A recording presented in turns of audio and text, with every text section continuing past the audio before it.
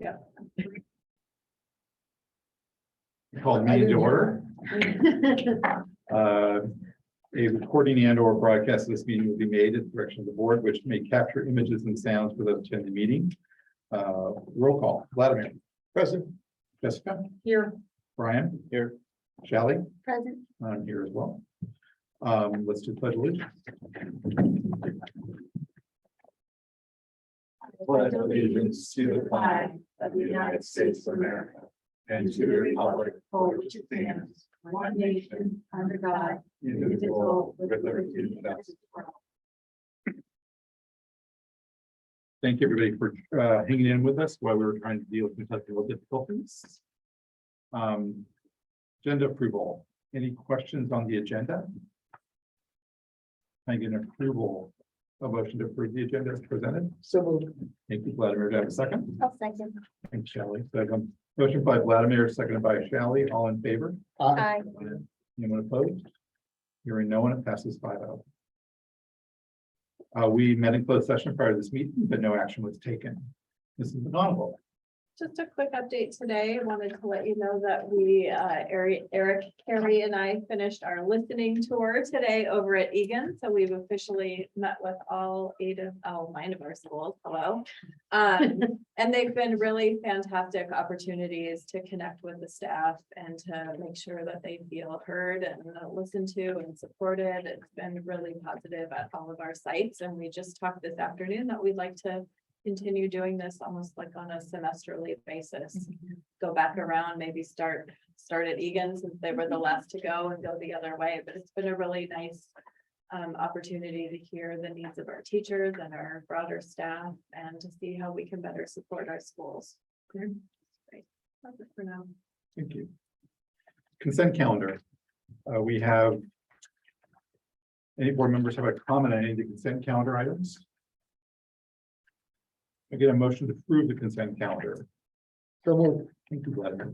Second. I'll second. Thank you, Shelley. Moved by Vladimir, seconded by Shelley. All in favor? Aye. Anyone opposed? Hearing no one opposed, passes 5-0. Employees request to address the board. Plus up with Teachers Association. Is there anybody here from the LATO? Oh, I'm back, everyone. So I was thinking about what do I want to say tonight, and I realized that we're about a month into school. And one of my themes that I've had this year has been about why our teachers are so great. So I'm going to continue on that tonight. And what I was thinking about is everything teachers deal with in the first month of school. And if you haven't been in the classroom before, you might not know all of the things. Some of them are kind of common. You meet your class, you start the curriculum. But some of them are a little bit more nuanced and require expertise. One of those is meeting kids where they are, finding out where they are. And luckily we have many tools through our district to help us with that. But one of the most valuable tools is teacher observation and learning your students. And that takes time and it takes a lot of energy to do that. And then with that knowledge, you have to then go and plan instruction, adapt instruction, scaffold instruction. And that's a lot to do in a month. While you're doing that mental gymnastics, you are also forming relationships with all of the kids in your room, and hopefully as quickly as possible, because when you can do that and you set up that positive learning environment, that sets you up for the whole year, and it sets up the student for success, and it sets up the parent-family connection with the school for success as well, because they feel like you're seeing their child. And that takes a lot of work. And I think that a lot of times you'll hear teachers say, I'm so tired in September and October. And I think the reason for that is because all of these things happen behind the scenes. And we don't necessarily come and talk to a family about this happening. We're maybe not going to stop in and talk to Aaron or talk to our principal about all the things, because it's one of those kind of expected moves that teachers make every year. And they do it with every class and with every kid. And that is hard. But it's worth it. And I think that it's just important for you kind of to know like what a teacher's life looks like throughout the year, whether it be starting school and doing all that work before, or now that we're into school, what that kind of looks like at this point in the year. So thank you. Thank you, Chris. That's great. I see no one here from the California School Association, Employees Association, so we'll move on. To provide public comment on agenda items, speaker cards are submitted to the superintendent. Speaker cards will not be accepted when public comment begins. Your name will be announced when it's your turn to speak. Community comments. This time is reserved for members of the public and employees to address the board on items that are not on the agenda. The board is not permitted to discuss or take action on non-agendized items except to instruct the superintendent to review the matter further, report back to the board at a subsequent meeting, or place the matter on a future agenda. The board may take brief comments or ask clarifying questions. No one clamoring to speak to us for the non-agendized items. So we'll move into action items. Wellness update. Members of the wellness team are here to talk about wellness. Absolutely. So I'm going to introduce Erin Green, who's been really working with our team. We have some members of our team here tonight to give you all an update. Hello, I'm Erin Green. I'm the Director of Student and Staff Services. And in my role, I get the honor to promote and support wellness across our entire district. And this year, I'm super excited because we've built a little bit of a team in our department. And it's really exciting. So tonight, we're going to talk about one of our new roles. And we have Catherine Acevedo, who's going to be doing that first. She's now our school linked services coordinator, and you're going to get to hear all about the great things she's doing to connect our students and families to the community and to help their wellness as well, or their mental health. And then Claire Griffin is out. She's at home, but she's going to be presenting around staff and student wellness. And then you'll get to hear follow-ups about CHAC as well, and our new app, Sayety, that we're using to promote wellness with our staff. And then one of our principals, Wade, and what he's doing to promote that across our entire district. So we're going to start with Catherine. She's a brand new employee. This is her first board presentation. I know she's going to do great. Catherine, Welcome, Catherine. Thank you, Sandra. Thank you, Erin, and members of the board. Tonight I'm going to speak with you a little bit about my position as school and community services coordinator. Do you have a clicker right up there, Okay. Catherine? You're going to use the forward arrow. There you go. And that will allow people at home to follow. So in this new role, I link students, families, and staff to community resources. I am to promote activities that support mental health and well-being. And these activities can include linkages to income supports, after-school programming, food supplementation, in addition to the traditional referrals to providers in the community or even in-house. I am to plan health and well-being events. I'm to develop the infrastructure for a streamlined referral process. I do some case management of students or families that present with specific needs, similar to that of a traditional social worker, although I am not one. I can also take my experience from my prior positions and do some medical service navigation in exceptional cases, and the county is expecting that in this more affluent community, I would be doing so because many of our students won't be linked to county mental health providers because they don't qualify for Medi-Cal. I am to establish a campus collaborative that's similar to a wellness committee, but the county has a specific structure as to how that looks. And the purpose of that is for community input on what the priorities for health and wellness are in the community. Data. There's a lot of data that's associated with this job. Each referral and each family engagement event is in some ways captured. All that data is anonymous, to be clear. And I do some grant writing for sustainability of this role. So what does developing the infrastructure for this position or role look like? I need to understand and streamline current referral workflows. We are fortunate enough in this community to have several supports. We have the special ed team, we have our mental health clinicians, we have our academic counselors, and we have our school psychologists. And each have their own referral system or process. And the idea here would be to eventually streamline this, but this is going to take some time and all the stakeholders need to be involved. The county would like me to conduct what's called a service delivery inventory. That's a fancy word for saying mapping what are the relevant services in our local geography that support mental health and well-being. So they're not asking me to do what's in San Jose or in San Mateo County, just what's around us. Determine pathways to care. And I borrowed that from William Blair, who is my neighbor here in Mountain View Los Altos High School District.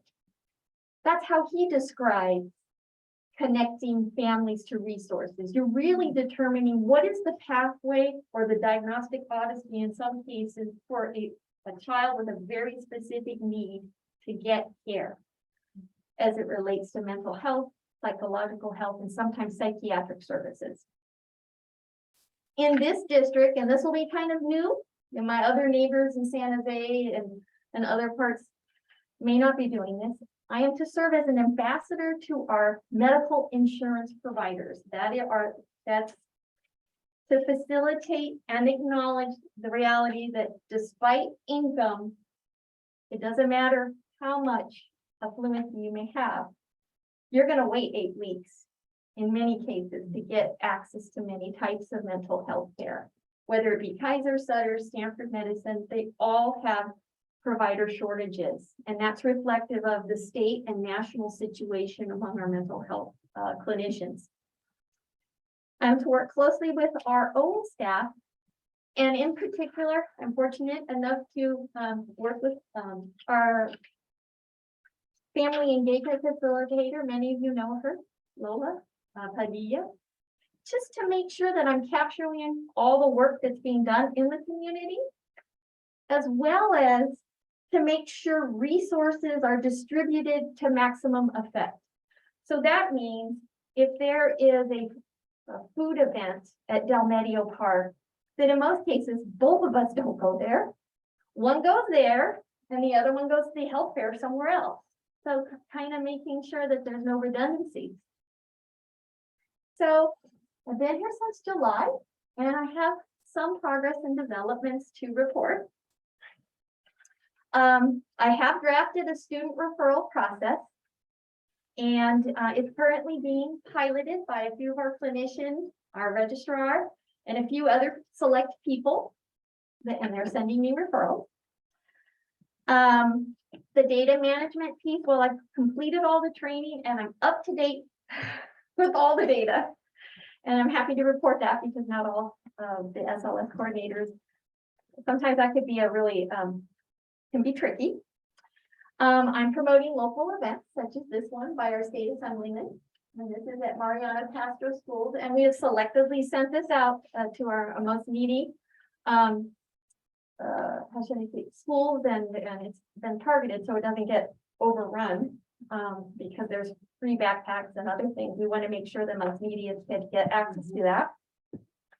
And then hopefully this will happen. We have it scheduled, the teen substance use workshop with Isaac Gutierrez. He is a licensed clinical social worker from the Department of Behavioral Health Services and Substance Use Program in the county. He has agreed to come out, knock on wood, COVID permitting, right? Because we're still dealing with that, but it's going to be in a neutral location. It's going to be in the Los Altos Library, in the Orchard Room, and I'm fortunate that to have that partnership along with the city. They're helping us market and advertise it. And I wasn't expecting that. So it's really, I'm very happy about it. So some goals and aspirations or visions. it'd be nice to have one student referral process shared by all Los Altos School District providers. That might take time. The county is pushing for all school districts to have an online process. So students or even a family member can self-refer. That's gonna take reflection. Each district's gonna do it differently. But I just wanna let the board know that that's the vision that the county has.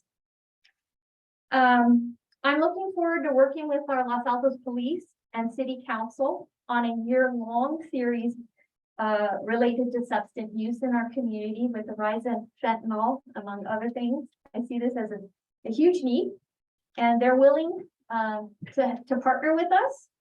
And that includes naloxone distribution. Perhaps we have a workshop on prevention strategies and treatment options, the few that there are for our teams. And then another item I have up here is I borrowed good things that happen in other districts. So Genevieve in the Palo Alto Union High School District, her team came up with a safety risk and assessment guide for parents. So you know, as a parent, emergencies happen on the weekends and during holiday periods. And so in this case, this guide provides a step-by-step what to do if your child is in crisis. Specifically, we're talking about suicidal ideation or harm or risk of harming others. And so it's step-by-step, who to call, but I can't just copy and paste it because she did it for San Mateo County. And we've got to figure out with all the mental health clinicians here, what it looks like for our county. I think it's a great idea. So when that particular individual is out of the office, her email byline has a push this button and it goes right to that.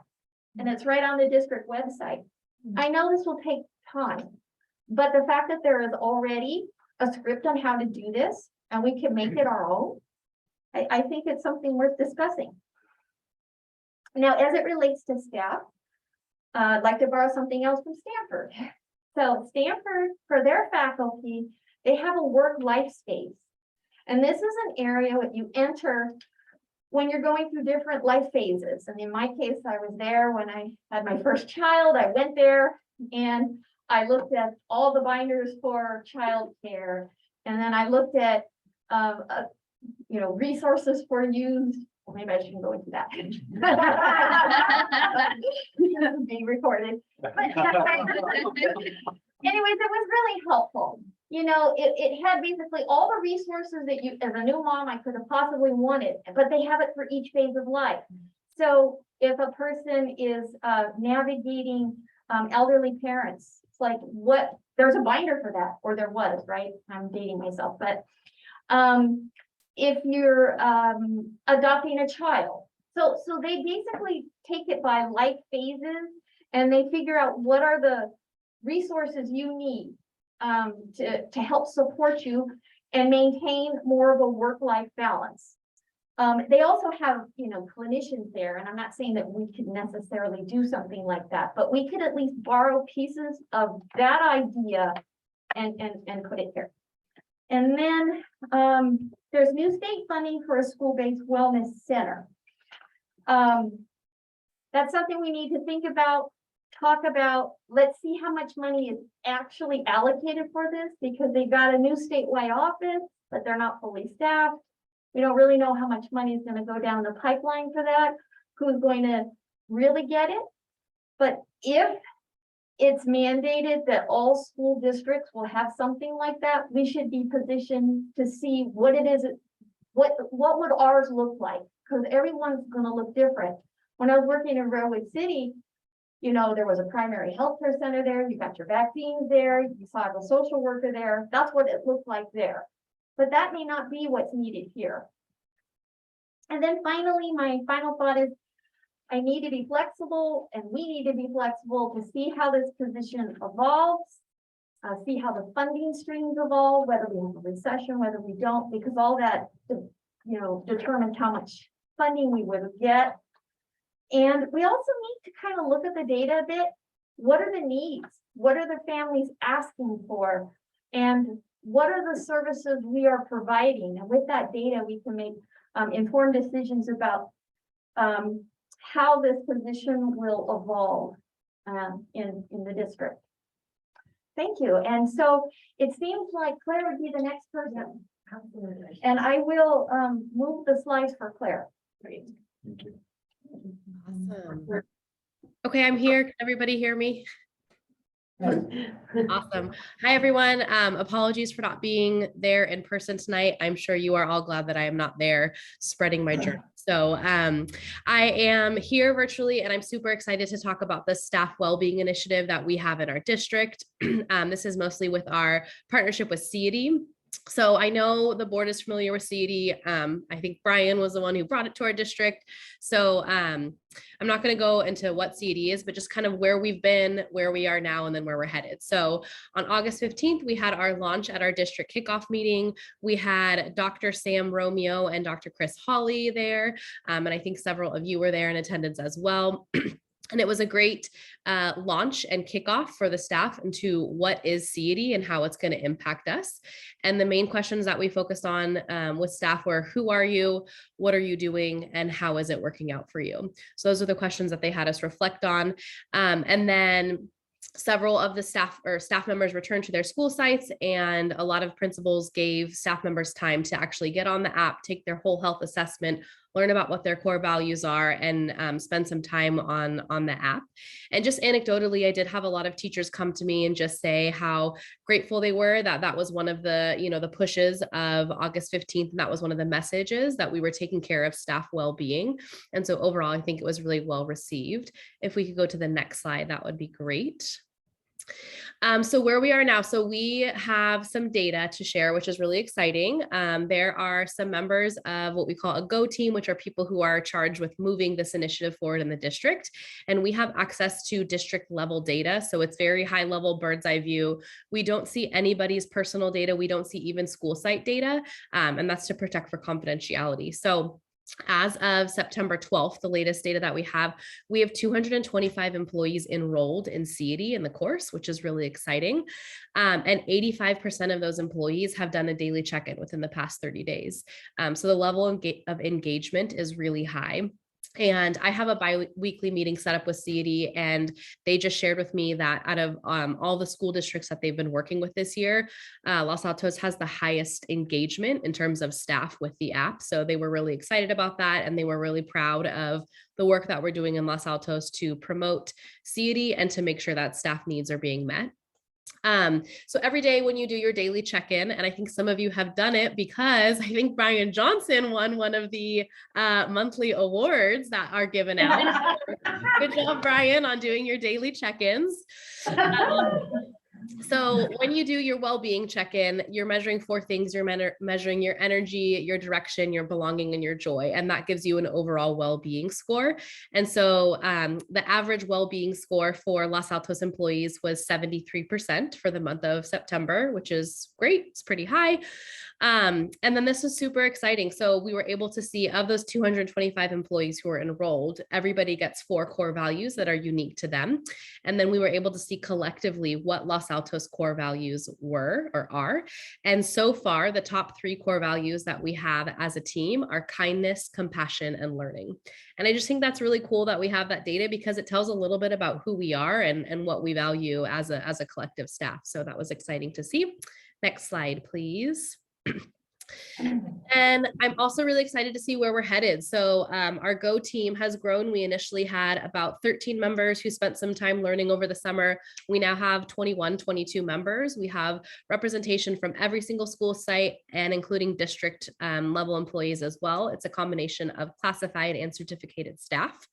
The entire admin team will be trained next week. CED is actually going to come out with some of the current GO team members to do a more deeper level of training so that our admin team can have the same level of knowledge that the GO team has. And then the GO team is going to go through continued professional development. So it doesn't just end here. We have continued professional development throughout the year to learn how to promote well-being for our staff. One of our goals is we just want greater staff participation. So we're really thrilled with the people who have enrolled so far. And as a Go team, we really want to reach everybody in our district and make sure that everybody has access.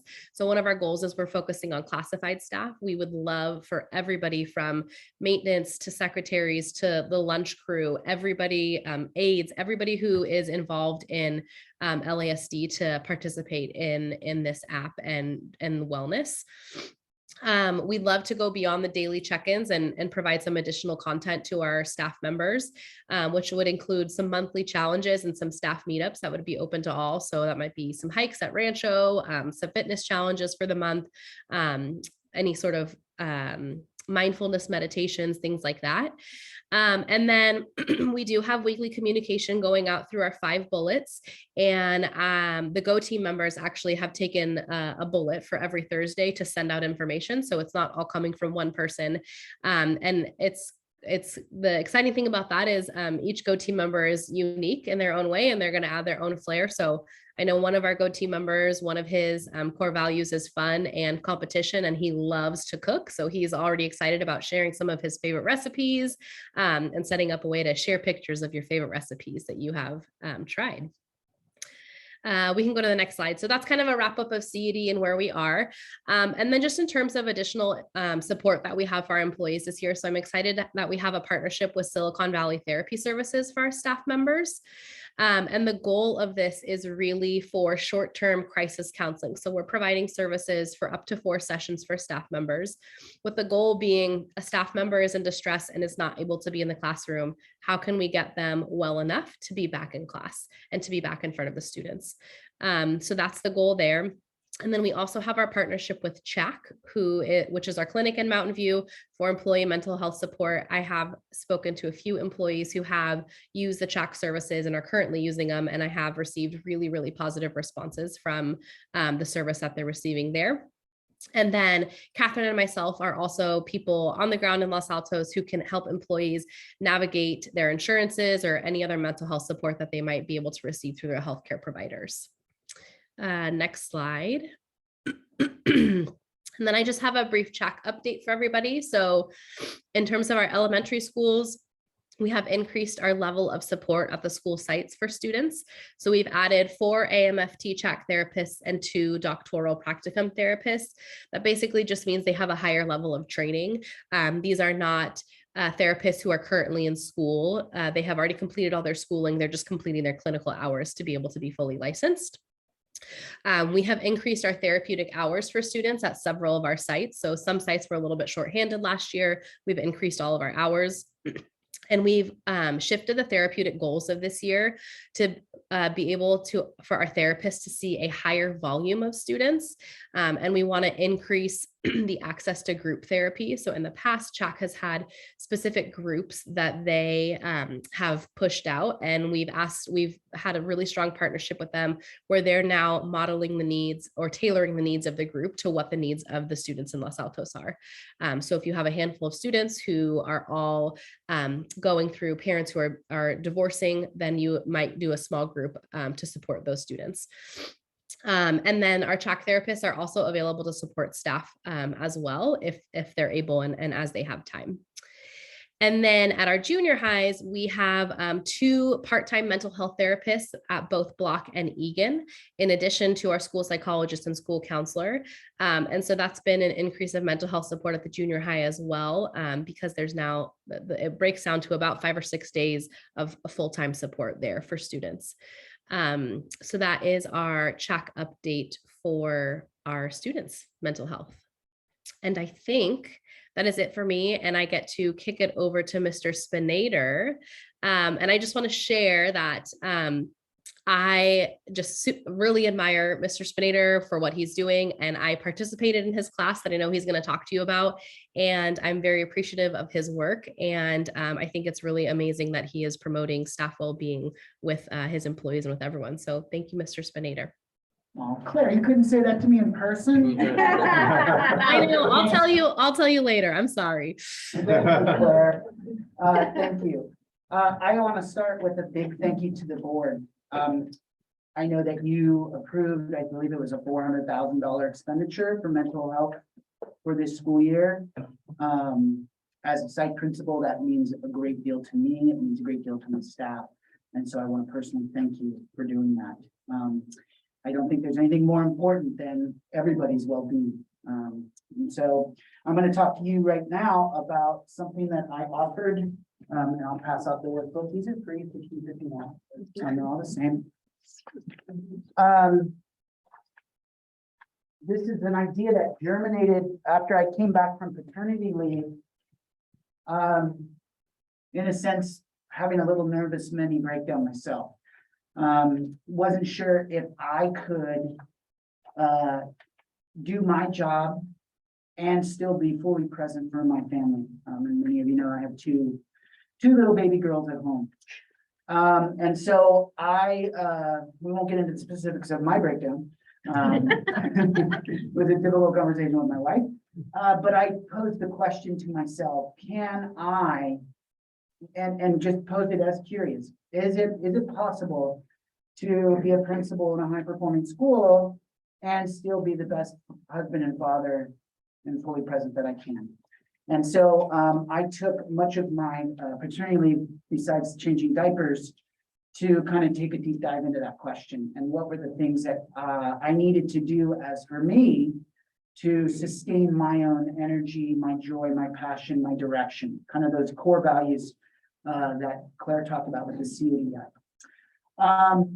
And so I came back super jazzed and was like sharing this news to everybody I could, anybody that would listen. And pretty soon people started bouncing it back saying, you should get this out to staff. And so that's the genesis of what this is. Don't love the name, but people liked it. So I kept it. It's called Sustainability in Education, how to not just survive, but thrive. And if you read the first page of the disclaimer, and they're saying, I'm not a licensed LMFT, I'm not a clinical psychologist. I'm just somebody that's been in the business for almost 30 years, and I've ebbed and flowed in my own kind of energy and mental health in the job.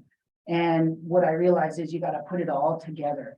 And I'm still living in what we call flow state, which so far, and Chris is right, it's a tiring time, but I'm still there. So we offered this up to one-day full sessions, one on June 22nd and one on August 5th. I wanted to target staff to kind of do the work prior to the summer, and then right before school, before they got super busy, to also put in some of these protocols and practices that we're going to look at. This was open to every single LASD employee. So we had 17 total in both groups, including teachers, school psychologists, classified employees, and even a principal besides me took it. And so they took it, and basically what we did was we built the workshop around, and I keep saying we because it was a collection of people bouncing ideas back, but building around 7 concepts, kind of the hooks of which to hang all of these things on. Number 1, self-awareness is your superpower. I think we have been running through the pandemic and have become disconnected with ourselves, and we are not taking the time to just think about how we are feeling, which is one of the reasons why I like the CAD app, is it actually requires you to stop and think, how am I doing today? How is my direction? How is my drive? Number 2, we get to choose, and that is another superpower, consciously our response to things. So after the pandemic and certain education, we feel things that are out of our control, and we worry about things that are out of our control. This shift in thinking is, what do we have control over, and how do we choose that? And then a critical concept is, if we want to live fully engaged, that means living in fully present in the moment. Be where your feet are planted. High performance requires periods of rest, recovery, and recharge. And that's the challenge in our business. It's interesting when you read all the books, you have these high-powered CEOs and world-class athletes, and they do work at a super high performance level, but they also have a built-in rest recovery period of 15 minutes. One of the books I read said that confidential CEO has every 90 minutes he works, he's got a 15-minute meditation schedule. So that's great. I'm not sure how that works for a teacher in the classroom who can't just step outside and do a 15-minute yoga routine, but we'll get to that. And then the mind and the body are linked more than we know, and the current research is showing that so much more clearly. For example, our gut health is directly affected to our mood. What we call our microbiomes in our intestines have there's a certain connection that goes to our brain and it controls our mood. So, free tip, fermented foods. That's your kimchi, your sauerkraut, make sure you're eating that, because that's good for your gut health. And then we looked at positive habits, routines, and protocols. We borrowed a lot from James Clear, Atomic Habits, to allow us to live a life more fully optimized. And so those are the tenets or the hooks that we hung everything on. And then we run into the current research. And so it basically, this was the syllabus. We talked about the flow state, where we all want to be in that quad one, where we have high energy, high engagement, where a manageable challenge meets somebody's skill and knowledge. And so the last couple of years, we were having challenges that were beyond our skill and knowledge. How do I teach online? I've never done this before. So how do we stay in the flow state? There is a natural trickle. You will move out of the flow state, which is why you need to go into periods of rest, recovery, and recharge. So that was the first part of the course. And then we looked at the emotional regulations within the brain, because I think it's important for people to understand what your brain is actually doing when it's in distress or when you're feeling good and have heavy achievement. And then we spent some time working on our purpose, which is beautifully linked with the CITI app again, because those 4 core values, if you take that test, that assessment, it gives you your purpose. And so our participants did a little bit of journaling on that. And then we did a section about physical health, including nutrition, hydration, movement, and the superpower of sleep. Hopefully we're all getting enough and we're getting quality sleep too, is important. And then we took a lunch break and then we got into the role of stress, both the good and the bad. And what is our perception of stress? And the fact is that we as society has been taught that stress is bad and should be avoided. And that's true for chronic stress without rest, recovery, and recharge. However, there is another aspect of stress, and that is that it can be leveraged for good, for action. For when you get stressed, you get that adrenaline burst that you can use to take action. And so we looked at that, and then we also gave people strategies for stress. Most of the things in the workbook, by the way, I just borrowed and stole from other people. The chart that shows you the different things you can do to manage stress, both in the moment, during the day, and then long-term or scheduled. I Googled everything, nothing exists like that. So that's kind of for the educator, for the teacher. I'm feeling stressed in the classroom. I can't step outside and do a 15-minute stretch break, but what can I do in the moment? So that was unique to education that we created. And then lastly, mindset and this idea of positive mindset versus negative mindset. And then the visual model of your mind being a hallway where you receive a response or a stimulus enters it. And usually we take that response and we stick it in one room or the other, either the negative room or the positive room. Oftentimes the negative room because we are wired with negative bias. But the idea that if we hold that in the hallway, that's actually being the mindfulness part of it, that you can actually hold a feeling using your superpower of self-wellness, understanding what I'm feeling and not judge it, not analyze it, just sit with it. That's actually mindfulness in the definition. And the trick and the practice is how do we over time make our hallway bigger and bigger and bigger so that our reaction is not as extreme, whether it's super positive, toxic positivity, or downward spiral negativity, is how do we keep our hallways nice and large. And then we for participants, we talk about that. And even at work, I'll say, oh, my hallway is very narrow today. I better be aware of that. I might be triggered. But that was the visual model that's in there as well. Just so we know, we do plan to meet up. Our next meeting is October 5th, where I will bring both groups, all 17 participants together. We're going to meet up 4 times during the year, and we did that strategically during those months that we feel like we are most overwhelmed and stressed and burned out. So once in October, once in December, once in March, and one more time in May. And we'll kind of revisit some of these things, but also kind of talk about whatever is on the participant's mind at that time, kind of a group therapy, group hug, group support group is what it's called. Since that time, I've kind of sent out a couple emails to the group, almost newsletter-like things like, hey, I was driving into work today and thinking about this. And those have been well received. My goal would be to get more people to get involved in this because it is real pragmatic, practical stuff that makes a difference. So I believe that's it. Are you doing this summer? Sure. And I can attest to Wade's, every morning I go over several mornings a week and he tried out some of the tips and strategies on me. And I've learned so much in just the little 15-minute snippets that I've had and put a few things into practice. So just in summary, we wanted to share what we're doing to connect our students and families and staff to all of the resources in our local community and then the larger school community.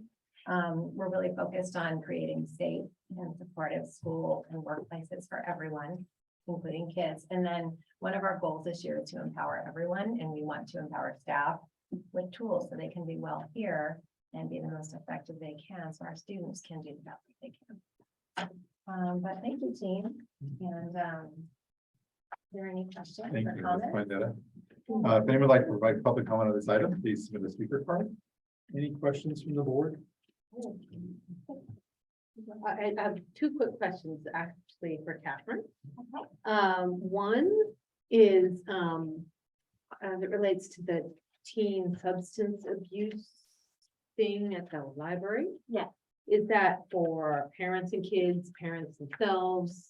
It's open to the public. Okay, It is open to the public, and so it could be both. It's focused, on families. Yep. Young children may not yes, enjoy the talk. probably teens. Teens, yes. Okay, cool. But you did share with me around why we use and not abuse. Yes. There's this too. Yeah, That's thank you. interesting. Yeah. Do you want to so, share briefly? well, I learned this from my work at the VA, just using the word use, is, it's more clinically correct. In that, it allows for kind of like a non-judgmental, discussion of this, yeah, so. It's neutral. It's neutral, and so Yeah. when I first actually marketed, I had to be reminded of it. Yeah. So I No, changed I'm it, glad to, I changed it, correct I it. changed it Thank you. because, I don't know, and I wasn't correct. But I appreciate it. We're lifetime learners Yeah. here and Yeah. I wanna learn every day. yes, As it relates to, when we hear about different services, while we're out and about, I have actually been sending it to Lola. Should I be sending it to both of you? ideally, Yeah. yes, Okay. yeah, that'd be great. I think I have now met you. I Yes, had not met you. yes, so Great. absolutely, I welcome it, and we're a team, so. Great I'm content. hoping that we build the team as well, because we have 9 schools, Yes. and most districts actually have an SLS coordinator at each school site, so we are. I just love that we have you and Lola now, because we haven't had any of that. Yeah. And it's just, it's night and day, and I'm It's been super a huge thankful for it. difference this year, even for the last several months. Yeah. Just the work that they can do all together. It's been amazing. Okay, I'm done. Thank you. Any other questions? Yeah, I just first want to thank you all. This is an exciting thing that we're doing. It's exciting time to be in LASD, and we all know that the after effects of the pandemic, pandemic impacts are not done with us yet, though we may be done with the pandemic. And so I'm super excited that we have this amazing team and this amazing, very multifaceted program in place for our teachers, staff, and our children. So thank you so much for what you're doing. I did questions for you. Great. I love this. I am so jazzed that we finally get our own SLS coordinator. So whether it's the entire district or per school, I'm so happy that you're here. Thank you. Just a quick question. When you keep saying like the county says I have to do this, the county says I have to do that. Which department in the county are you talking about? Well, this position, part of the position is funded by the Department of Behavioral Health Services. And to promote equity across all school districts, we are all asked to capture the same elements. And so, we all do the same, data management, procedures. And I am learning these processes. The other sites kind of have a bit of a heads up on it. Awesome. And so we have quarterly deadlines. One is coming up and we have narrative reports and it's quite elaborate. And at the end of the year, an annual report is produced for the program for all districts in the county, which will be available online. So there is a definite reason why this is being done. They also have an outside research firm, AIR, that performs focus groups on us, and it's really quite elaborate. It's actually quite impressive, and I think that they do this because they want to be accountable for exactly how this money is being spent. It's coming from the wealth tax. It's about $300 million a year. So $300 million a year, the county of Santa Clara is spending on behavioral health services, and a big chunk of that is going to the schools, and they want to make sure that there are specific tasks that we conduct and that we are capturing as much as possible the work that's being done in the district. But we can't capture everything. But no one was capturing that before, so I'm super excited that whatever we are capturing, we're doing. So, Right. Can I add something too? yeah, So the county funds it, gives a chunk of funding, and we are funding almost a third of it too. Right. So she's not necessarily tied to just the county, which is why in Los Altos, we can branch out a little bit larger and do some special projects around mental health and anything we can to better just the entire district. And so part of my role is to speak to the needs of the staff. So that's part of what Erin is speaking to. And so that's unique in my position here. And every single other SLS coordinator has kind of this arrangement as well. They're getting supplementation from their local district, and each local district has specific tasks that they are asked to perform and be accountable for. and finally, I know that, are you working at all with the county office of education because they want to set up wellness centers? So is this the Yes. same program or is this? a Okay, well, parallel it gets program? complicated with the county because there's like a lot of training comes from different places in the county. So yes, we are working in conjunction with the County of Education, the Department of Education within the county as well. That is, yes, I attend some of those meetings. Well, I look forward to hearing updates. Like, this is so exciting. Mhm. Thank you. Thank you. Any other questions? I just had one. You talked about, it's part of the work you're doing for the county, the idea of doing the, putting together the whole, sort of like. I'm trying to think what- Service inventory? Yeah, Yes. that, when is that scheduled to be done, do you know? I believe that is due in the third quarter. So it's not right away.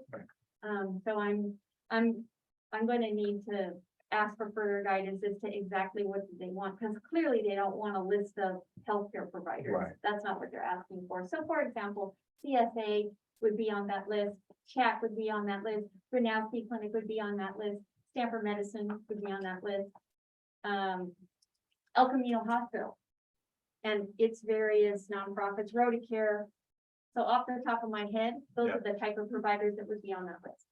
Because it's definitely, it's a conversation I've been having with superintendents, now that I've had two, about, what is the supports we provide and what other supports are available to. And having a map of that or an understanding of that would be great when you have that data pulled together. For Yes, us to see that here as well. and also to understand to what degree they're impacted. Yeah, It's one thing to say, oh, go over here, and then receive the phone call, oh, well, he can't see me for 8 weeks, right.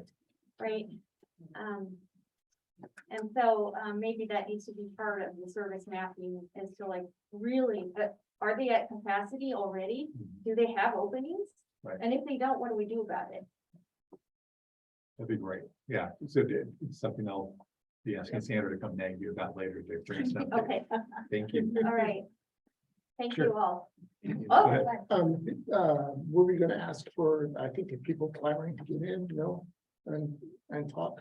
I haven't gotten there. So it's on my list. Brian, did you want to say something? No, no questions, but thank you for all the Thank you. presentation. Like Charlie, I think this is really great. The whole thing, including Wayne's part. My only question is, so we're spending a bunch of money on this, right? $400,000. County's spending a bunch of money. That means we're not spending it on something else. How do we know that we are getting real benefit out of this? How are we going to measure our success? Or another way, how are we going to understand where we're not doing as well as we want to do? And you don't have to answer it now. No, I'm thinking. Because, but I think it's sort of like the theory of action part of it. I think it's really worthwhile, and I have no objection at all to the Right. stuff you're doing. But I think that we do need to understand that, so that way we can tweak it where necessary. We can spend more money if it's necessary, spend less money if necessary. So as a parent, of 2 children in the district, I also have that question. And I think one of the key concepts that the program comes up with is the concept of linkage versus non-linkage.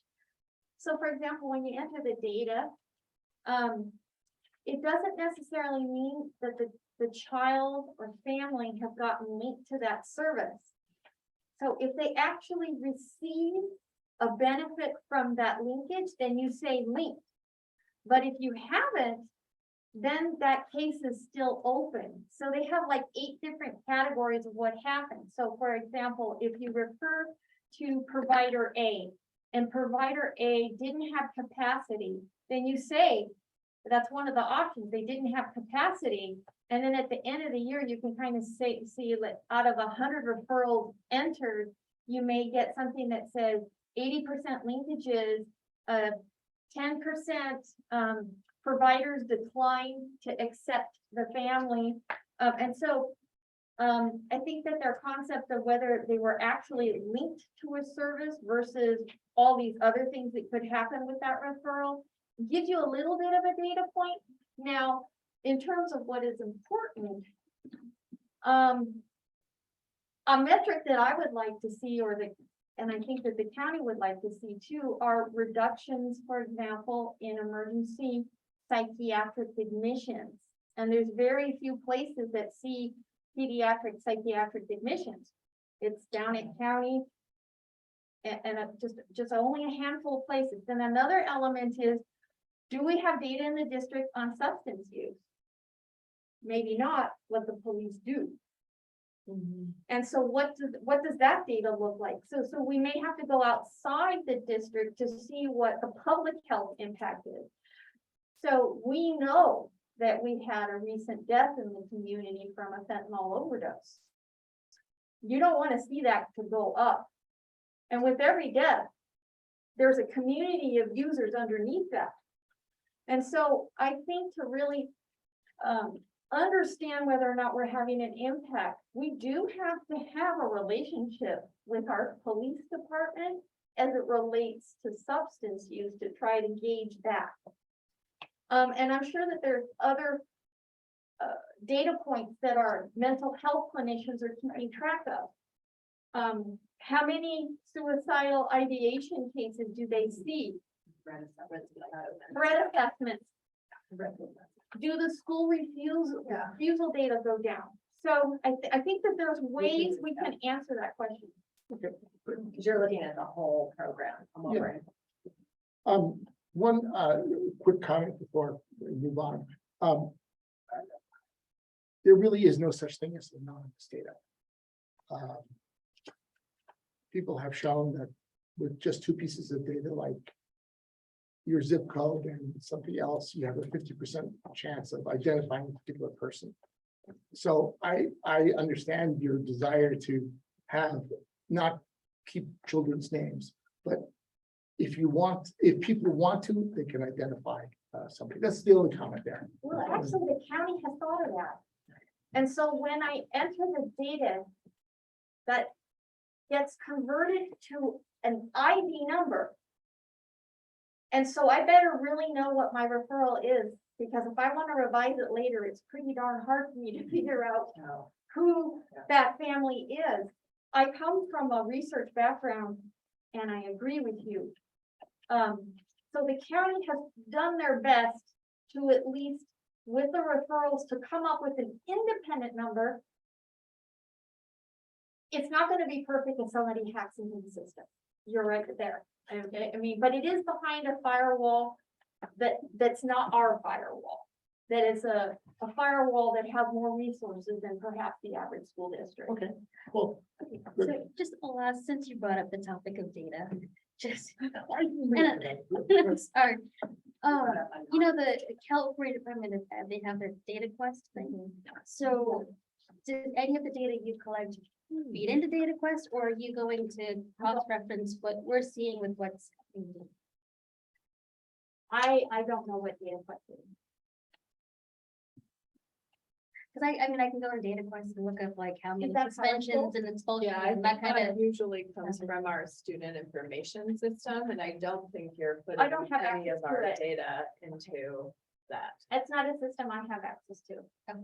Yeah, so it's a good question, because maybe parents out there, yeah. That's what it's not having. Right. We're gonna, as we said, this role, we're gonna be growing and having discussions about what we're looking for and where we need to. But I think we do need to be careful. We absolutely need to be asking these questions. They're important questions, especially as they relate to sensitive topics. Yeah. Thank you. Anything else? No. Thank you all. I Thank appreciate you it. so much. Thank you very much. Team, Thank okay. you. Thank you, Claire. Thank you so much. Feel better. Item number 3, 2022-23, negotiating interest with Rockville to. Nope. Well, that's No. good. I skipped to item number 2. It's right at the bottom. Oh, that. Yeah. Can we go back? The unimportant one. 10th site community engagement update. Let's move on. Thank you. All right, well, we are here tonight to bring back a bit of a history lesson and to figure out and get some direction from the board on how we're going to move forward as it relates to the 10th site. You might remember that back in February, March of 2020, you were deeply engaged in a process. So we're gonna kind of go back and look at some history and get everybody up to speed. I know it took me some time to dig back into the resources and materials and minutes and all sorts of things to refresh my brain what happened 2 years ago, and then really get us moving forward. So I also want to add, this will be like a collective rediscovery, because as you might remember, my brain was a little sidetracked on getting our folks up to speed and preparing for a pandemic. So this was not my body of work at the time. So we're going to review the work that was in process around engaging our community around the 10th site and a location for Bullish Charter School. We're going to talk a little bit about what's changed, and then really hoping to get from you how you would like us to move forward. So much documentation is on our website, so we wanted to make sure that you all had access and the public had quick access to those materials that were developed at the time. So for your historical review, going back to 2003, I'm not going to read through every line, but it was important, right, that in 2003 is when Bullis Purisma was closed and the County Office of Board of Education approved a charter school. We've had ongoing facility challenges, sharing facilities, growth in enrollment, 5-year agreements, 2-year agreements. We passed Measure End, we passed a bond. We took several years to search for and try to find a 10th site so we could have 10 schools in the community on 10 sites. There was a lot of community involvement through the past years. We worked incredibly collaboratively and creatively with the city of Mountain View to really be able to purchase a site using a real creative TDR process. We've had some ongoing real friendly negotiations to be able to extend the current state of the charter school over at Block and at Egan. And in 2019, we really, you all wanted to engage the community to make a final decision really around a more permanent location for the charter school. So you had some specific goals. You hired a third party, I guess I would call them MIG out of the East Bay, I want to say. And they really worked closely with the community to get through these goals. So we wanted to make sure we had a widespread and diverse participation from not only our LASD families, but from BCS families. We wanted to make sure that folks were aware of the challenges that have been surrounding facilities and our situation around the facilities for many years now. So many opportunities for the community to engage. I learned a new word at the time called a charrette for a small group meeting. That was my new vocabulary word. So lots of opportunities for families and large group and small groups and translated groups to provide their input. And then ultimately, we started getting down to actual scenarios from the community. And that was really one of the goals that you had. Make sure that we've explored every possible scenario. So within that process, back in 2019, 2020, we had 965 people participate in 3 large workshops, 425 participated in the smaller charrettes. You all received 140 or more email comments. 55 different ideas were generated from within the community. We had 23 people participate in our translated multilingual opportunities to provide feedback, which is really incredible. So at the time, this was a community very engaged in helping you all come to provide input to come to a solution. You can see there that over half of families identified with having a child in LASD, almost a quarter having a child enrolled at BCS. We had plenty of community members without any school-age children and some others. And if I remember correctly at the time, we had some folks who were in both of the top 2 categories. Maybe they had elementary school students at BCS and their junior high students in an LASD school. And so a wide variety of participants in the process. And ultimately, when you look at those outcomes that were generated, you can see here the level of support for the different scenarios. I'm not going to go into great detail, but other than the top one, there were 4 that received at least 50% support. And these are those 4, I do believe. So receiving the majority support, you can see those options there.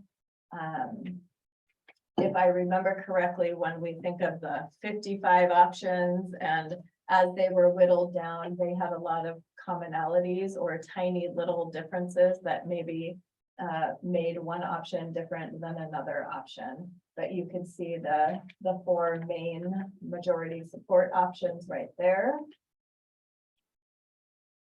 And all of the options were going to be analyzed against guiding principles that at the time the board had developed as a way for us to look at each of the options.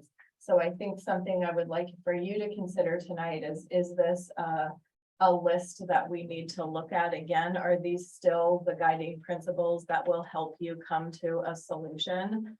Much has changed in the world. Is there anything that has changed?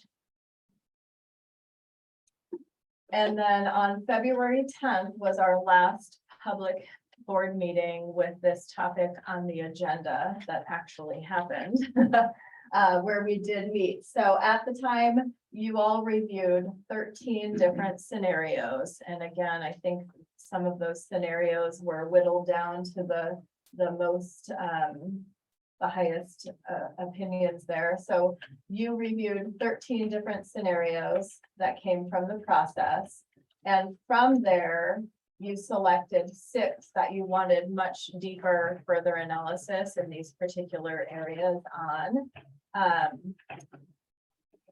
But because of the pandemic, we had, the work was done to analyze those 6 scenarios. I'm gonna pause this, the truck- Custodial services goes by. So the work had been done to look at those 6 scenarios posted, but the board did not meet again. So we have that work. It's likely, I haven't looked deeply at that work, but it's likely that some adjustments need to be made around that work. But looking at those 6 scenarios, and then the pandemic hit and all this work was on hold.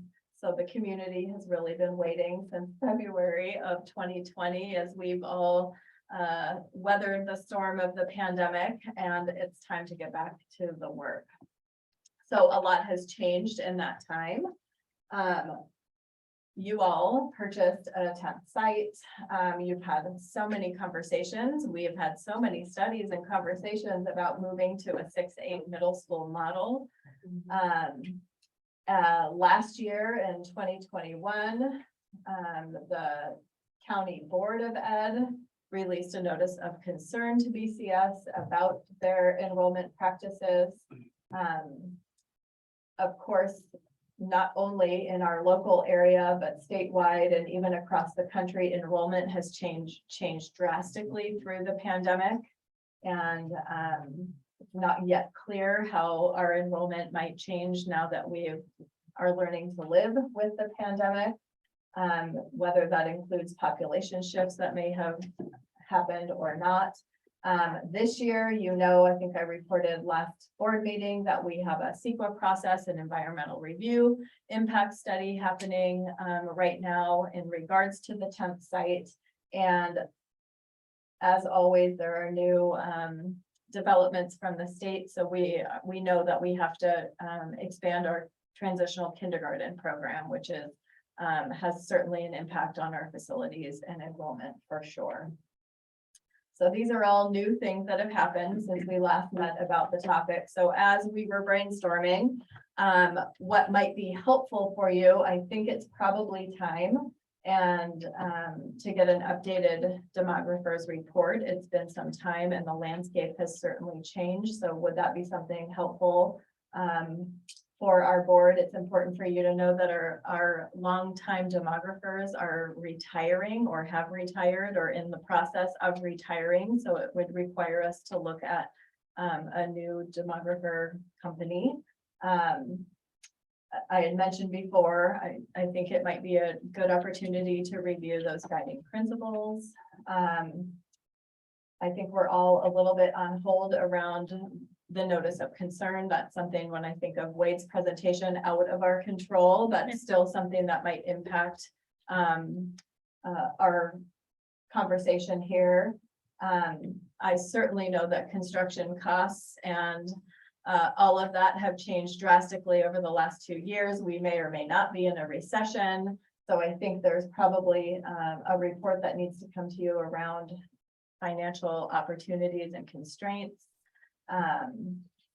Would like to hear again from you around the middle school model and whether that's still something we want to consider as a point as you get closer to making a decision. And as probably as part of our demographer study, how will TK really impact our enrollment numbers and what is the actual forecast? Will it really mirror our kinder numbers as we plan for the future? So what else might be missing? So I'm here to listen and get some direction from you all.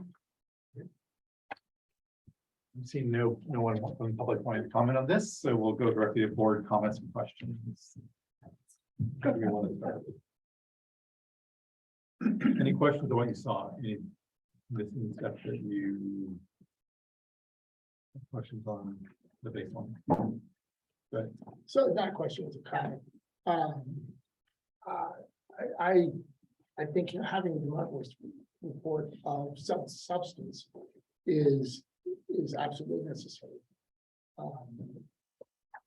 Because we don't want to be building facilities for children who simply don't exist or are not going to exist there. I also think the financial update is really useful as well, because this is money we're going to be spending money, whether it's our time, effort, and energy out of our regular budget, or it's taxpayer money. We need to know what we're going to spend it on, and then of course, that there's opportunity cost for that.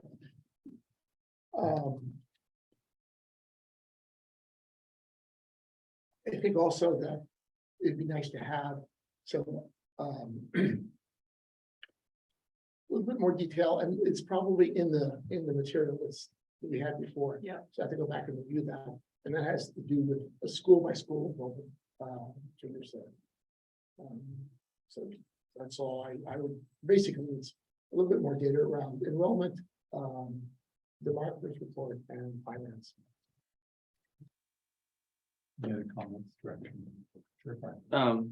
Yeah, I mean, I think I broadly agree with that. I mean, I imagine, you know, we got pretty close to having that meeting, so I imagine a lot of the materials are there, but I also imagine they need to be updated, you know, probably almost every number, every line. I think the guiding principles look fine to me. I think circumstances have changed, obviously, so how those interact with various scenarios probably has changed a little bit. But I can't think of anything off the top of my head. We could add some stuff. Well, okay, I mean, Yeah. feel free to comment, Yeah. possibly. I mean, I think you can encapsulate a lot of what's changed into here, so I'm perfectly willing to have that conversation. As Vladimir said, we need updated construction cost numbers.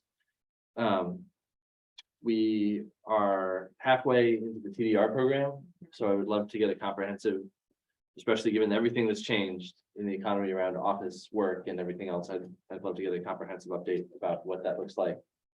I think when we initially kicked that off, we hoped to have all the money by now, and we obviously don't. So we need to figure out where we are. The demographer report, I mean, we do need to update the numbers, obviously, with current enrollment and sort of figure out where the kids are. I think we still have the same 10 schools on 9 sites problem that we've had. So personally, I don't know that we have to wait. I mean, a very formal demographer report sometimes in the past has taken 6 months. Right. I don't know that I feel like we need to wait for that. But certainly we need to get a new demographer, and then we can see what they suggest. And yeah, I mean, inflation unfortunately is taking bites out of everything, so. Yeah. Would a bond update also be helpful, where we are? Yeah, I mean, I think Yeah. we need a comprehensive, Yep. full, yeah, because obviously we've had conversations in the past about what to spend out of the bond fund and whatnot, and I can never quite keep straight the details of what we issued. Yeah. Like we issued, I think we formally issued half the bonds, and then the other half of the money was sort of bond anticipation notes, which had deadlines that I don't remember, and yeah, so we need sort of a comprehensive, where are we, where do we hope to go, where can we go, what can we do, all that kind of stuff.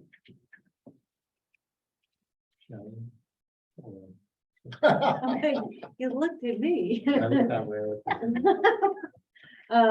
Just going off of his thing on the guiding principles, I feel like we should add the fact that, and I think we had discussed this in 2019, 2020, how we do want to end up at a middle school model. So I honestly think it should be added into the guiding principles that will this something to the extent of will this be Will it allow for? Middle school model, and how TK expansion affects, like that needs to be considered in the decision. So it's in your suggestions for next steps. It's just where I think it should be placed. What else? I'd like to, at some point, when we can in the future, is really have a study session. Where we try to bring, not only us back up to, really fully up to speed. With the whole context of this issue, but the community. I've already been talking to engaged parents that are newly engaged, where they have no idea what has happened, and I don't want us to. I don't want 2019 to happen again. I want people to be awake and informed. And us to do it as hard, do this as well as possible, such that they can't say we didn't say anything. And warn them that we're heading into trying to make decisions. Any comments on that? Yeah. So I agree with everything everyone said. I just want to amplify something that Vladimir said. He said a demographer's report with substance. Yeah. And, you know, there are national and local trends and where people migrating, and I want to know a little bit more about that. I also want to know the population dynamics in a very micro level, like what areas or catchment areas of our schools are increasing population, which one decreasing population, maybe even the rate, like if one area is decreasing population really fast. I think that would be useful to know. Yep. I don't know how y'all feel about this, but I think in addition to all of this, I would want to revisit our school catchment area boundaries. That might be something that we have to, I mean, it's a big thing to change. I know it's never popular. But Really, I think if we can at least do the study on the catchment areas in terms of demographics and understand what's going on in each of them, Yeah. would that be helpful? yeah, Then have the other ways of conversation separately might be the best way to go. I agree with you. Leonard, you were trying to get excited about something. I was just going to add that we have existing schools that are waiting for upgrades. And the last time I looked at some of the data that was in one of the reports, sum it all up, and it comes to $188 million, which I don't have. So that's one thing that we can also keep the back of our minds. The other thing is, as far as the demographer is concerned, is there, I don't know what Mountain View Lisbon has done, and I don't know what MBLA has done, but they're more or less in the same boat as we are. So perhaps we can. Sorry, which boat are you referring to? Because there's not, The student vote, the enrollment. they're not quite, right? Like Mountain View, MBLA is still riding the wave from both districts, and Mountain View Wisconsin not losing students as No, far as they're I not. know. they're pretty stable. Okay, So just want to make that clear. all right, that's fine. I just think that they may have their demographers, if they haven't, might have some insight into our demography. Sure. That might be useful. To keep up. So if we can, the ideal from my point of view is all of us use the same one. We feed into. Anyway. Then I have another comment, which there's no substance behind the comment. So I don't know what it is. And You're it's, really selling it. yeah. The guiding principle, and this I thought last time, there's something in there that's missing, and I don't know what it is. And it strikes me that it may be an attitude or a hidden assumption in there. There's something, I don't know, that's my personal feeling, is that we're missing some element in there guiding principle. That's all. If you can Take get, that and think about it and come back to me next time. And let me know what you think. Read his mind. yeah, No, the thing is, I don't know what it is, right? I can't, it's a feeling that I have. You know, I can't quantify it anymore. I'm just trying to think about it. yeah, that'd be good. Give us a little more articulate. thought there. And You're right. furthermore. Yeah. Nothing. Can I make one Yes. more comment? Sorry, just to build on what Jessica was saying about the middle school model. Yep.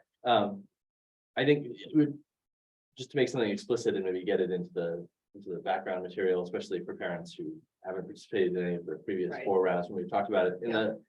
In the past, so I kind of see this feeding into the maintain and enhance academic excellence, because in the past, that's the lens that we've always Absolutely. kind of put on it. And I think it would be helpful if what I think is true, to make it explicit to the parents that the enrollment declines that we're seeing in kindergarten are the flashing yellow light for 6th grade 5 years from now. That, you know, we've always had this sense that the middle school model could improve 6th grade education.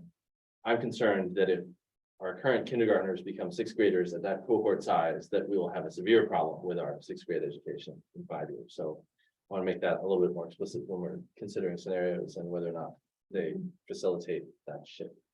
And I think it's true for our 7th and 8th graders too, right? That Right, we can- right. Just the overall decline does create. Right, more and talked a little bit about how at the middle school, you're amortizing Yeah. specialist teachers, and the larger population you can amortize across, the better the educational program. So next steps. I kind of like Jessica's idea of a study session with a lot of data that you need to collect and update. And so maybe getting back to us when you think you guys can really pull that together would be helpful.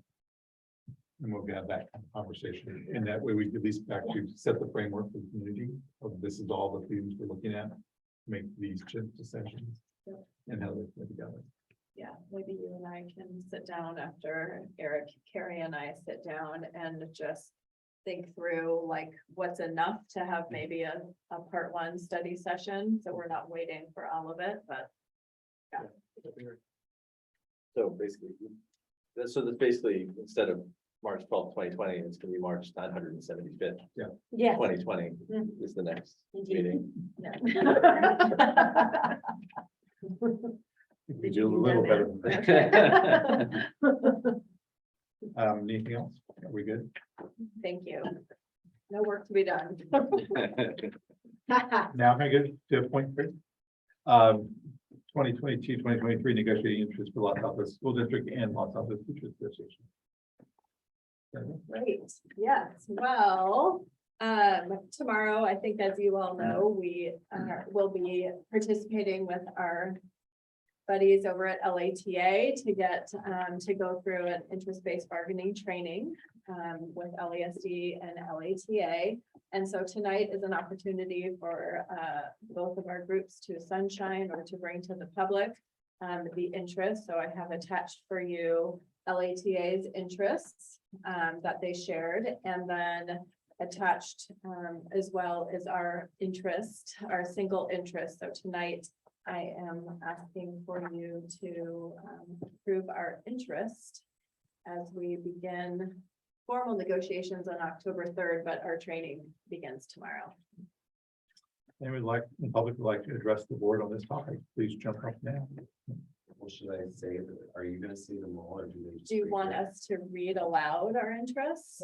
Might make some sense. Oh, Yeah, yeah. just give them in record, in a Yeah, more good public idea. way. Do you have yours or do you? I actually, well, I put it on my phone, but. Yeah. Thank you. Thank you.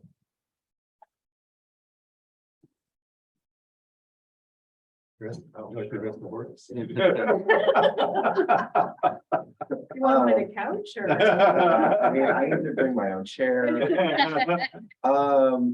Okay, so this was done through a bargaining survey with our members last year. With Roberta Pine, and our team did a lot of work trying to kind of figure out like what teachers we're looking for. The top concern is definitely compensate educators competitively with neighboring districts, while valuing educators' extra time and expertise. And then 2 of the interests are around special education. Compensating special education teachers, psychologists, and speech and language therapists for extra duties that require their specialized expertise to meet student needs. And also creating specific language to meet the needs of our special education teachers, psychologists, and speech and language therapist members to be specifically included in the contract. And then the final one is in order to manage the impacts of changing curriculum and perform the growing professional responsibilities required in teaching, provide members with sufficient, consistent, and dedicated preparation time within the work year / work day to plan instruction. And then also just reviewing and evaluating our MOUs, which we've already been in the process of doing, and determining our next steps. So, thank you. And do you have one you want to share? Yes, I do have one I Okay. want to share. And so we, every year since I've been participating in negotiations, we've had a shared interest about attracting and retaining the highest quality certificated staff. So that is our interest for the year. This is not a full reopener. This is an extension and to really focus on compensation and reopening up to 3 articles. Any questions? Just a comment for perhaps members of the public who don't know that this entire process is highly scripted, highly constrained by legal boundaries everywhere. So it's not something that this sharing of interests and stuff like that, it's not something you would necessarily do. It's a required, process. Yeah. and there are a whole bunch of other requirements along that. Any comments or questions? So I need a motion to approve the 2022-23 negotiated interest for Los Altos School District. So moved. Thank you, Vladimir. Do I have a second? I'll second. Thanks, Shelley. So I have a motion from Vladimir, seconded by Shelley. Any other discussion on that one? All in favor? Aye. Anyone no? Hearing no nos, we pass it 5-0. We look forward to tomorrow. Santa Clara County Treasurer Investment Portfolio Status. Eric. So tonight we'll be asking the Board of Trustees to accept the county Treasury investment portfolio status. And the district with almost every single school district in the county and most really special purpose districts, for example, they invest their money in the county treasury. And there's an advantage to doing so where the county will invest these funds in government securities, treasury notes, stock market, money market accounts, so on. And each investor or depositor as ourselves, we would have instant liquidity if we needed the money. We have money in there from our general fund, which is their cash. And we also have money in there from our different funds, our bond fund, bond interest redemption fund, cafeteria fund, all the different funds that we have, governmental funds. And it's also, we can have that money liquid if we need it right away. And the county basically manages this risk for us. They invest the money and all these securities in it on an aggregate basis. And so tonight we're asking you to accept the county treasurer's report. The Treasury Report, just like most stock markets, did not do well from last year. At June 30th, it was a loss of minus 2.48% for the whole county, but that's the whole county pool. And however, it is in compliance with the investment policy. And when the county closes the books on June 30th, it's just a snapshot in time. And if you look at the stock market, and if you look at the county portfolio status, I know it's a lot of pages to read, but if you look at over time and the investment pool over time is over the last 20 years, it's gained a tremendous amount of growth. The amount of money that the district and all students earn in interest is much greater than we would earn in a small bank. The district does not have any other bank accounts for general funds. Schools do have some funds in their ASBs and smaller banks and so on, like Wells Fargo and so on, but the county money that we have is all in the county pool. So tonight we're asking you to accept the county treasury investment portfolio. Any questions? Comments? This is a motion, so can I get a motion to accept the Santa Clara County Treasurer Investment Portfolio status? So moved. Thanks, Vladimir. Do I have a second? I'll second. So it's been moved by Vladimir, seconded by Shelley. All in favor? Aye. Anyone opposed? Hearing none, that's 5-0. Resolution 22/2306 becoming subject to uniform public construction cost accounting procedures. All right. So, yes, the last board meeting on September sixth, staff presented a presentation on CUPCA, which is the California Uniform Public Construction Cost Accounting Act, often known as CUPCA. And this procedure will allow us some more bid flexibility. Over the years, the bid threshold was $15,000, which is very low. With the cost of inflation and so on, it'll allow our maintenance department much more flexibility. Many school districts across the state are part of CUPCA. I saw an email chain going back around with all the district CBOs. And basically almost every school district does it because of the increased bid threshold. And so tonight, we're asking the board to adopt resolution 22-23-06 to be subject to California Uniform Public Construction Cost Accounting Act. And we have also had legal counsel review the procedure and the resolution. And once approved by the board, then we would file a letter with the state controller's office, which would allow us to be subject. We would send them the letter, then also the resolution. We'd be subject to CUPCA the next day. Any questions or comments? Can I get a motion to adopt resolution 22/23-06? So moved. Thank you, Vladimir. Can I have a second? I'll second. Moved by Vladimir, seconded by Shelley. All in favor? Aye. Sounds like it passes 5-0. I think I have to bring cupcakes to the next meeting. Maybe it's like that too. Because you couldn't do it this meeting. So we- I want you to spell out what CUPCA stands for. One more thought. Item number 6, resolution 22/23-07, adopting a conflict of interest.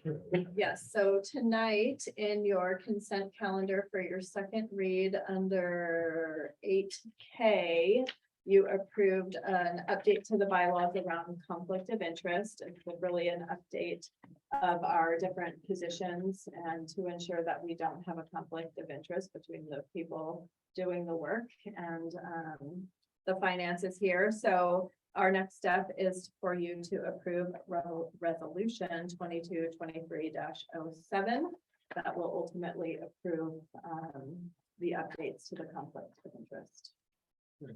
Any questions, comments on that? Seeing them with the attendees. Can I get a motion to adopt resolution 22/23-07? So moved. Thank you, Vladimir. Can I get a second? I'll second. Thanks. Moved by Vladimir, seconded by Shelley. All in favor? Aye. Hearing no opposed, it passes 5-0. Board administrative comments. It's very quiet down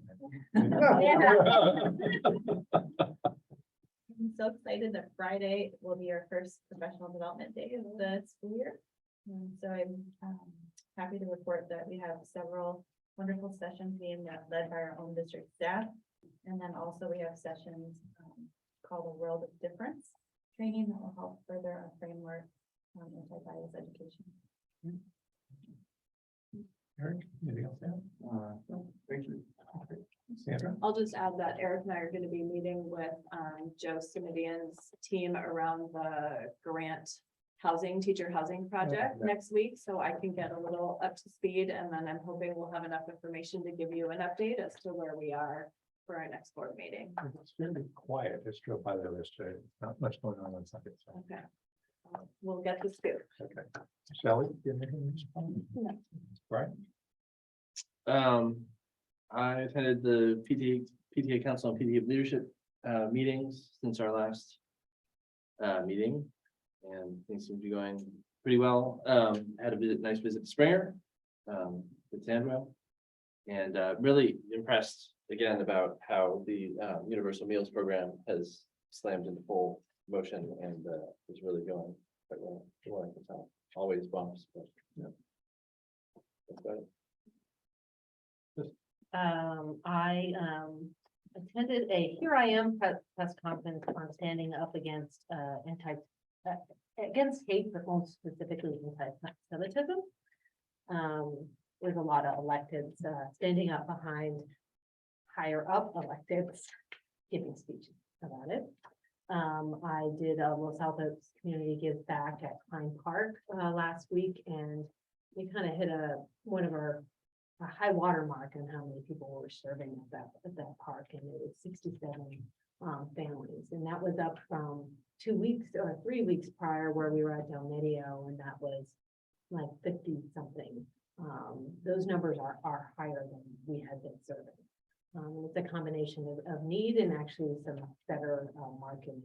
So people got to know that we have these services, and it's a testimony to Lola and Catherine, you know, providing those services in our district. I'm so excited to truly be serving more people.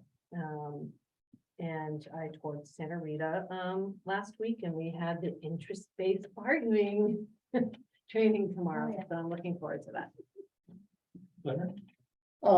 No particular outside activities, but I just wanted to follow up on something that Chris said in his comments. This is for you, Sandra, and perhaps the board as well. I was wondering if there's a way we could perhaps do some things that prevent the stress that teachers feel, especially at the beginning of the year. And so just to keep that in the back of our minds. Great. So, thank you, everybody. Adjourn.